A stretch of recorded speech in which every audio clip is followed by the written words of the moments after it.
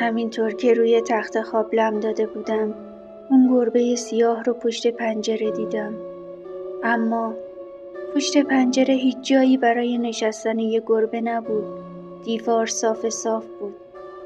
وحشت کردم و دوباره به پنجره نگاه کردم، اما گربه غیبش زده بود. و بعد فهمیدم اون دختری که پیش من اومده بود در واقع همون گربه وحشتناک بود. چهره اون دختر یواش یواش به سمت همون گربه رفت و جثه‌اش بزرگتر شد و این شد که عزیز، اگر شما هم مایل بودین داستان و تجربه‌های ترسناک خودتون رو در آیدی تلگرام روی صفحه با ما به اشتراک بذارید. ممنون میشم از کانال ما حمایت کنید و سابسکرایب کنید و لایک و کامنت بذارید. سلام، اسم من حامده. من 33 سالمه و ساکن شهر تبریز هستم. من وقتی جوانتر بودم توی سن 24 سالگی یه تجربه ماورالطبیعی داشتم که امروز میخوام تجربه خودم رو با شما در میون بذارم. اوایل پاییز بود. هوا کم کم رو به سردی رفته بود. من دانشگاه میرفتم و سرم با درس و دانشگاه هم گرم بود. برای خودم یه کار پاره وقت داشتم و حسابی آدم فعالی بودم. از بیکار نشستن متنفر بودم و همیشه خودم رو به یه چیزی و یه کاری بند می کردم. روزگارم خوب میگذشت و با اینکه خانواده پولداری داشتم اما همیشه دستم توی جیب خودم بود و خیلی پسر شاداب و سرزنده‌ای بودم. دوستان خیلی خوبی داشتم و به تازگی عاشق یه دختر از هم دانشگاهیام شده بودم.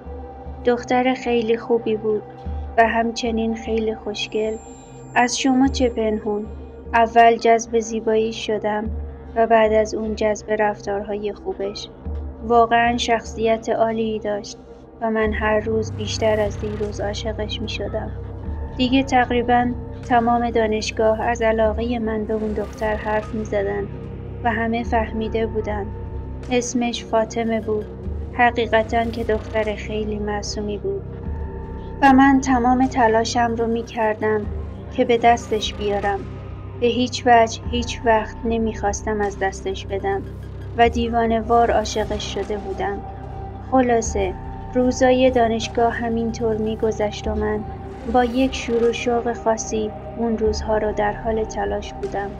اما فاطمه اصلاً روی خوش به من نشون نمیداد و هر بار تلاش‌های من به بنبست میخورد.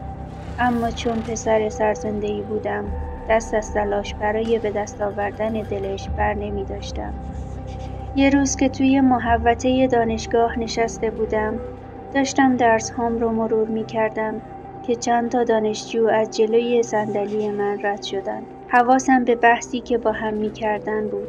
همینطور که گذری رد می شدن فهمیدم بحثشون در مورد جن و مسائل ماورالطبیعیه. بی تفاوت به حرفاشون به کارم ادامه دادم. کارم که تموم شد بلند شدم که برم سالن غذاخوری که غذا بخورم.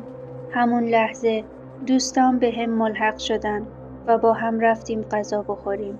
توی سالن باز هم با همونایی که چند لحظه پیش در مورد مسائل ماورالطبیعی حرف می زدن روبرو شدم و اونا یه میز نزدیک به ما نشسته بودن. همگی مشغول غذا خوردن بودیم که یکی از دوستان متوجه بحث همون پسرا شد و گفت بچه‌ها شما فکر نمی‌کنین قیافه اون پسری که راجع به این چیزا حرف میزنه یه جوریه؟ ما نگاه نامحسوسی به پسر انداختیم و وقتی با دقت بهش نگاه کردیم دیدیم که حق با علی هست و چهره اون پسر خیلی گرفته و بی‌روح به نظر میرسه. زیر چشماش به شدت گودی داشت و تیره بود و وقتی میخندید دندونای زردش چهرهشو عبوس‌تر میکرد. تا به حال به اون پسر توی دانشگاه توجه نکرده بودم و بعد از اون روز انگار بیشتر دیده میشد در نظرم.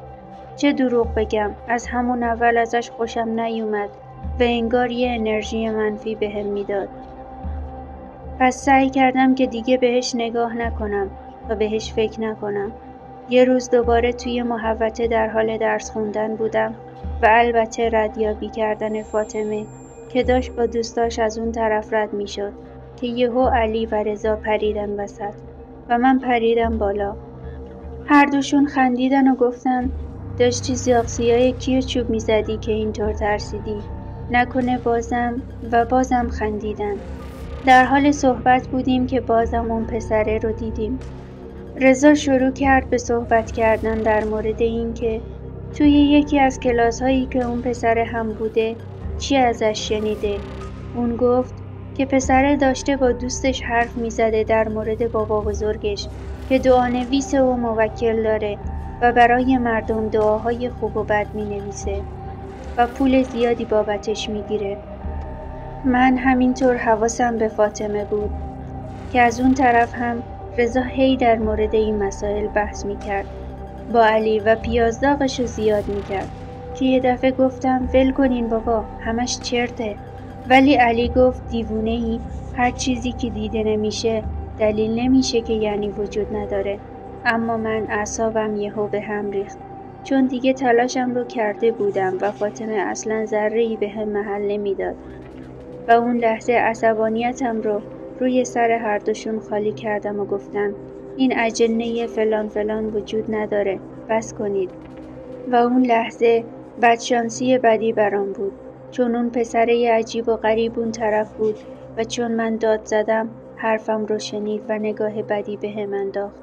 اما من بهش جب نگاه کردم و بلند شدم. رفتم. تمام روز فکرم درگیر فاطمه بود چون ازش درخواست کرده بودم که اگر موافقه بریم خواستگاری، اما اون جواب رد به هم داده بود و گفت که اصلاً علاقه‌ای به من نداره. بدجور شکسته بودم. این بدترین شکست من بود.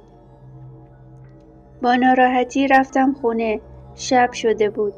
وقتی کلید انداختم دیدم خونه تاریکه. خیلی دلم گرفته بود. چراغا رو روشن نکردم و مستقیم رفتم توی اتاقم که بخوابم.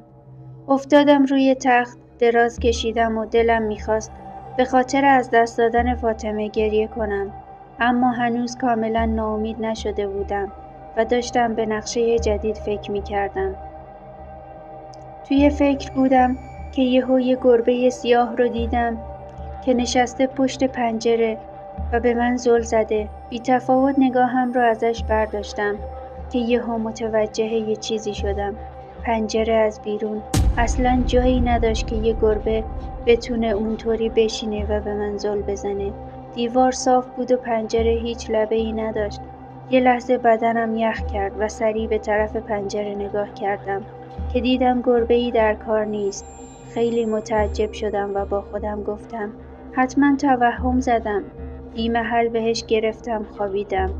خسته بودم و سریع خوابم برد. خیلی سنگین خوابم برد که یهو با صدای یه جیغ خیلی خیلی بلند از خواب پریدم. نفس می زدم که چی ممکنه باشه. فکر کردم شاید برای کسی اتفاقی افتاده. اما صدا اینقدر نزدیک بود که انگار از خونه خودمون و در گوش من بود. با این حال رفتم از پنجره بیرون رو نگاهی انداختم که دیدم همه جا تاریک و انگار که نصف شبه. برگشتم و رفتم به سمت سالن تا کمی آب بخورم. مادر و پدرم طبق معمول رفته بودن خونه مادر بزرگم توی روستا و چند روزی میموندن. برای همین قرار بود تنها باشم چند روزی رو. خلاصه آب از یخچال برداشتم و خوردم و برگشتم به خوابم که یهو صدای زنگ در اومد. جا خوردم. به ساعت نگاهی انداختم و دیدم که ساعت 3:30 شبه و با خودم گفتم کی میتونه باشه این موقع شب؟ نکنه والدینم برگشتن. رفتم به طرف آیفون و گفتم کیه؟ که از شنیدن صدای پشت آیفون شوکه شدم. صدای فاطمه بود. باور نمی کردم. فکر می کردم دارم خواب می بینم. یه چند لحظه ای مکث کردم و جوابی ندادم. آیفون رو گذاشتم و رفتم پایین تا ببینم کیه. از لابلای در پشت در دیده می شد و دیدم که فاطمه است. باورم نمی شد که چطور ممکنه اون موقع شب فاطمه اینجا بیاد. حیرت زده فقط نگاه می‌کردم و بعد با خودم گفتم چی میشه در رو باز کنم یا نکنم. تو این فکرها بودم که در رو باز کردم. فاطمه همینطور ایستاده بود و به من زل زده بود. با تعجب فراوان رفتم بیرون و روبروش ایستادم و گفتم فاطمه خانم، شما این موقع اینجا رو چجوری پیدا کردین؟ اتفاقی افتاده؟ خیلی شوکه بودم که فاطمه گفت ببخشید تعقیبتون کردم. امیدوارم ناراحت نشده باشید. دلم میخواست ازتون معذرت خواهی کنم و بیام به دیدنتون. من همچنان از این رفتاراش بیشتر و بیشتر حیرت زده میشدم. آخه همه این رفتارها ازش بعید بود. ازم پرسید چرا ماتت برده؟ دعوتم نمی کنی بیام تو یه چایی بخوریم؟ برگی برام نمونده بود. با این حال با زبونی که بند اومده بود رفتم کنار تا بیاد توی دلم آشوب بود. داشتم به خودم میگفتم داری چه غلطی میکنی؟ دختر مردم رو نصف شب راه میدی؟ اون در کمال آرامش رفت بالا و من با حیرت فراوان رفتم دنبالش. وقتی رسیدیم تا خواستم چراغا رو روشن کنم گفت لازم نیست روشن کنی، بیا بشین. رفتم روی کاناپه نشستم و جرأت کردم و پرسیدم ببخشید ولی چرا این موقع اومدین؟ میتونستیم فردا هم رو ببینیم. که گفت آخه این موقع بهتره، من عاشق تاریکیم. متعجب تر شدم و وقتی به صورتش نگاه کردم دیدم کم کم داره چهرش ترسناک میشه. همینطور نگاهم بهش بود که فریز شدم. چهره فاطمه شبیه چهره همون گربه سیاه شد ولی یه چیز خیلی ترسناکتر و دیدم که جثه‌اش تغییر کرد و بزرگ و بزرگتر شد. لال شده بودم که اومد روبروی صورتم و گفت آدمیزاد چطور جرأت میکنی به اجنه بی احترامی کنی و به ما فحش و ناسزا بگی؟ من دیگه حرکتی نمیتونستم بکنم. کم کم داشتم روی هوا بلند میشدم و از زمین جدا روی هوا معلق بودم و اون موجود میگفت درس عبرتی بهت میدم که دیگه به ما توهین نکنی. اون منو از روی هوا محکم به این طرف و اون طرف دیوار کوبید و یکی از پاهام از زانو به سمت جلو برگشت که دیگه چیزی یادم نمیاد. وقتی چشمامو باز کردم 1 هفته بود که گذشته بود و من بستر بودم و بیهوش. زانوم توی گچ بود و تمام استخوان‌های بدنم ترک خورده بودن. از شدت درد نمیتونستم تکون بخورم و تقریباً 2 ماه توی بیمارستان بودم تا کامل خوب بشم. همه از اتفاقی که برای من افتاده بود شوکه بودن و من حرفی نمیتونستم بزنم. علاوه بر دکترای خودم، روانشناس بالای سرم می اومد و با هم حرف می زد اما من 1 کلمه هم نمی گفتم. خلاصه بعد از 2 ماه رفتم خونه و کم کم بهتر شدم.